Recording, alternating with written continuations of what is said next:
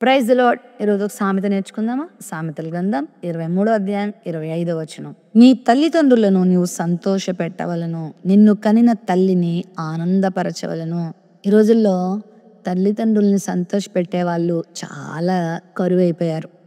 తల్లిదండ్రులను దుఃఖపరిచే వాళ్ళు ఎక్కువైపోయారు. నిన్ను కనిన తల్లిని దుఃఖపెట్టద్దు, నిన్ను కనిన తండ్రిని దుఃఖపెట్టద్దు. వారి మాటల చేత, వారి చేష్టల చేత, వారు చేసేటువంటి అక్రమమైన పనుల చేత, వారు చేసే ద్రోహ కార్యాల చేత తల్లిదండ్రులకి ఎంత దుఃఖం కలిగిస్తున్నారు. ఇక్కడ దేవుడు మాట్లాడుతున్నాడు. ఒకవేళ ఈరోజు తల్లిదండ్రులను బాధపడుతున్న వాళ్ళు ఎవరైనా ఈ మాట వింటుంటే, ఈ రోజు నుంచి అయినా దయచేసి ఆ పని మానుకోండి. తల్లిదండ్రులను దుఃఖపెట్టద్దు, వాళ్ళని ఆనందపరచండి, వాళ్ళని సంతోషపరచండి, వాళ్ళ మాటకు లోబడండి, వాళ్ళు తలెత్తుకునేలా బ్రతకండి, నీతి మార్గంలో నడవండి, మంచి మార్గంలో నడవండి.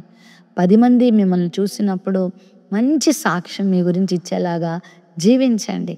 మీ తల్లిదండ్రులు మిమ్మల్ని బట్టి ఆనందించేటువంటి ఆ మధురమైన క్షణాలని వారికి ఇవ్వండి. అంతేగాని వాళ్ళని బాధ పెట్టి వాళ్ళ బ్రతుకుల్ని ధ్వంసం చేయొద్దు. చాలామంది తల్లిదండ్రులు పిల్లలకు బట్టి ఏడ్చి ఏడ్చి ఆలోచించి చివరికి మరణిస్తున్నారు. కొంతమంది మంచం పడుతున్నారు, రోగగ్రస్తులైపోతున్నారు, ఎంతో బాధాకరమైన పరిస్థితులకు వెళ్ళిపోతున్నారు. ప్రియ తమ్ముళ్ళారా, చెల్లెళ్ళారా, దయచేసి మీ తల్లిదండ్రులను సంతోషపెట్టండి.